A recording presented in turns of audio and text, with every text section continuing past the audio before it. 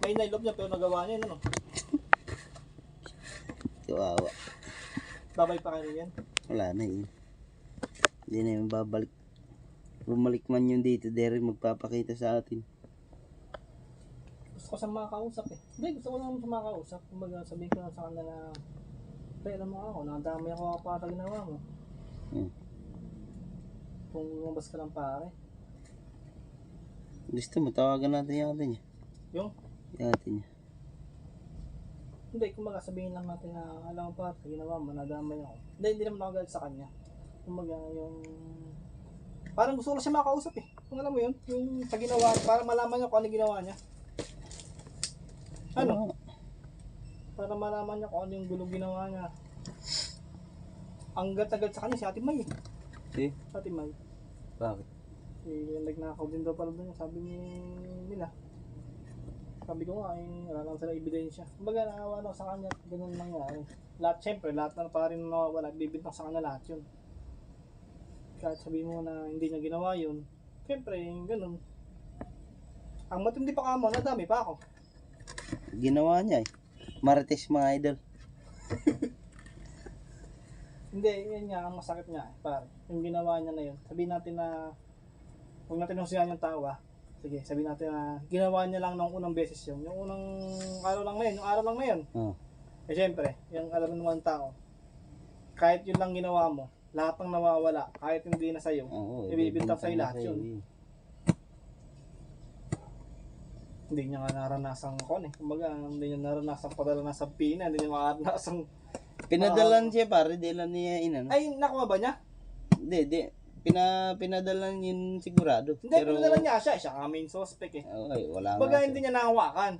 Yung mahawakan niya na, sabagay, hindi rin tutululuhan niya kasi ginawa niya talaga eh. Hindi naman tulad sa akin na, hawak-hawak ka pare sa Pina, naluluha ako, iiyak ako eh. Ano nakasulat? Yun nga, yung sabi nga eh, nagnakaw daw kami.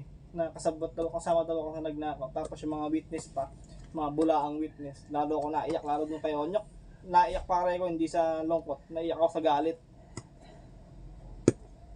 Nanahimik ka? Dire-diretso ka lang doon, hindi ka naman humihinto. Tinangwa mo lang si Carlo. Tapos sa witness nila, nakainom pa daw ako. Nakainom? Oo, nakainom pa daw ako yung tubig. Nakainom pa lang ako. Ay, dun sa ano? Oo, sa may bahay. Tapos nakainom pa rin ako. Tapos nagpasapasahan daw kami. Ano, masakit para sa kalooban mo yun ha. Kasi nga, hindi mo ginawa tapos bibintang sa'yo. Doon ako pare ko naiyak talaga ng todo. Yung gano'n na mabibintangan ka na. Tapos, sinabi pa ni Onok na kawan na tatlong akot daw. Magbabanggit ng pangalan. Totoo naman pare siya nagsabi. Doon sa may totoo naman pare. Di ba totoo pare? Na gano'n nangyari daw. Nakakatlong akot daw. Gano'n kasakit pare yun. Samantalang pare nung nandyan sa may, dyan mismo sa may baba. Nag-usap-usap kami na nakita nga niya. Na may laman nga daw na ang sakay nga daw, alin matubay ito. Sabi ko pa nga dun sa may isang tauhan nyo na yun ka ako mahirap. Mas maganda nga, sabi ko nga, mas maganda, sabi nga ng isa na yan, mas maganda na, nakapatay ka, nagbenta ka ng drugs, yun. Pag nakulong ka mati sa paano, hindi nakakaya. Kasi pag nakapatay ka, pwedeng pinagtanggol mo yung sarili mo, di ba? Pagka naman droga, mayaman to, big time. Yung nagnakaw, ariyo, hanggang sa nununuan mo. Kawawa yung maging anak mo. Pinibinay ka, ay, si ano yan? Si anak eka ni Kwan yan. Ni Boy Nakaw. Hindi pare, masakit talaga na nga sa akin, pare na yan. Pero nakamove on ka na. Oo, pare, nakamove on na ako pare. May tumutulong sa akin, malaking parang tumulong sa akin yung church. Sabagay, nag-church man ako dati. Alam ko na, pagsubok lang ng Panginoon to sa akin eh. Kaya nangyari.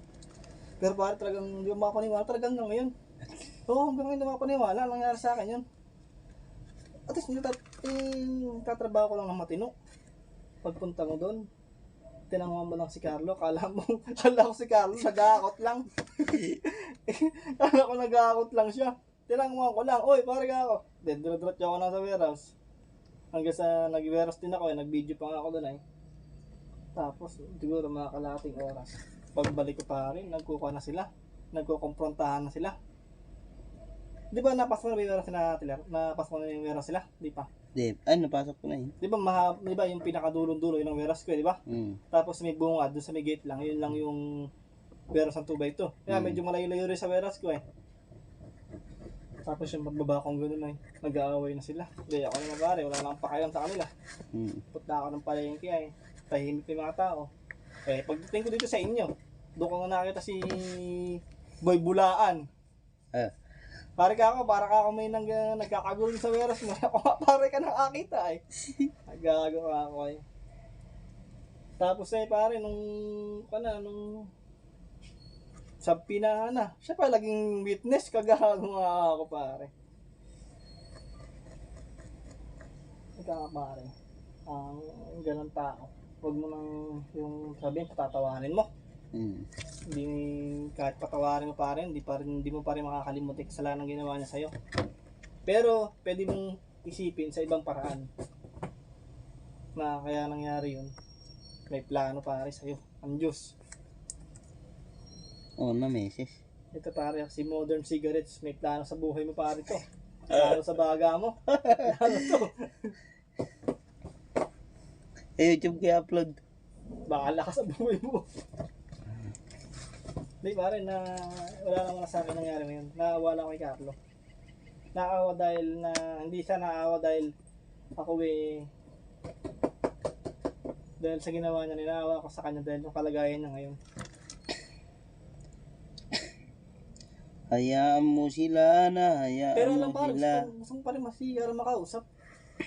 Eh wala nga, isipan sabihin na ko nga sa- natin siya kakausapin. Sabihin ko lang na Kwan, pare ka ako, alam mo sa ginawa mo. Nadamay ako. Di ba ako alam? Di ba sinabi ni May na nadamay daw ako? Di ba sinasabi? Ano yung sinabi ko rin dun, yung tumawag ako, kaya lang hindi nga nila makausap. Dapat sinabi nyo doon na. At di raw naglalalabas yung asawa lang niya na Sinabi ko rin din kay Ate Elma eh. Hindi naman nag-reply sa Ate Elma sa akin. Pinabayaan Pero ko na. sinin niya. Oo, nagkausap nga kami. Sinad ko nga eh. Nanay niya. Ay ta. May nanay niya. Wala ka. Nakamitas sa akin ng kanila. Pero nag-reply siya una. Oo, nag-reply siya. Elma.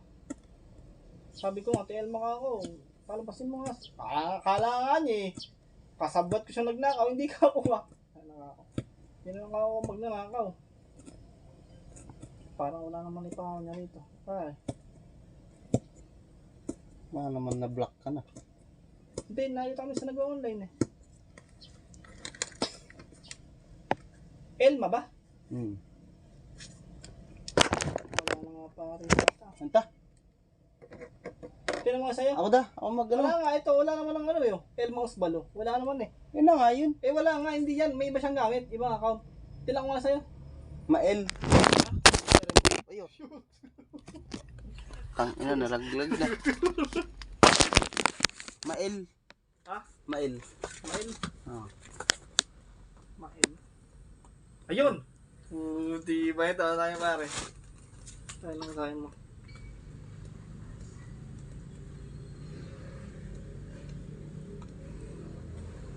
Ano? Tema.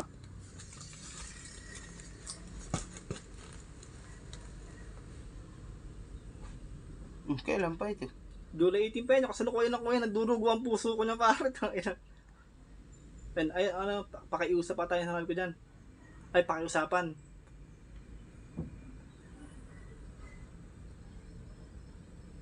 Nantadamay ako.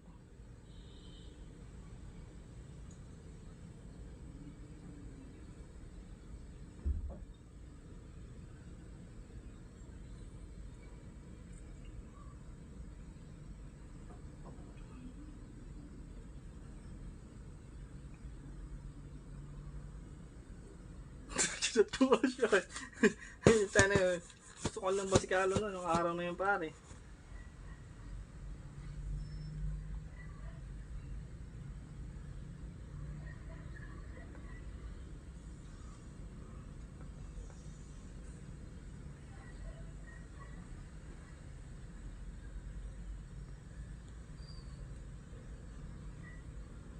Pinagmakawan kayo.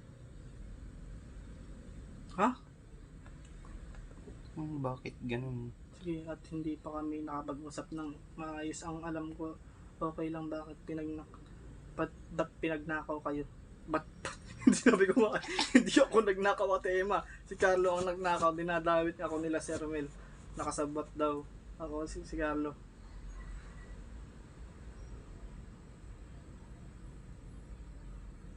Kaya sabi niya, huwag daw dagdagan ng kwento. Kaya nga sabi ko ngayon, oo nga, tapos pinalalabas ko dito sa ganun nga.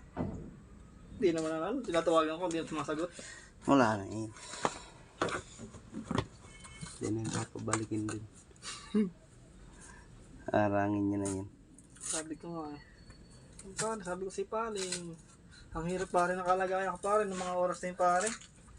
Sabi ko nga sa pare, pagkasino nga ito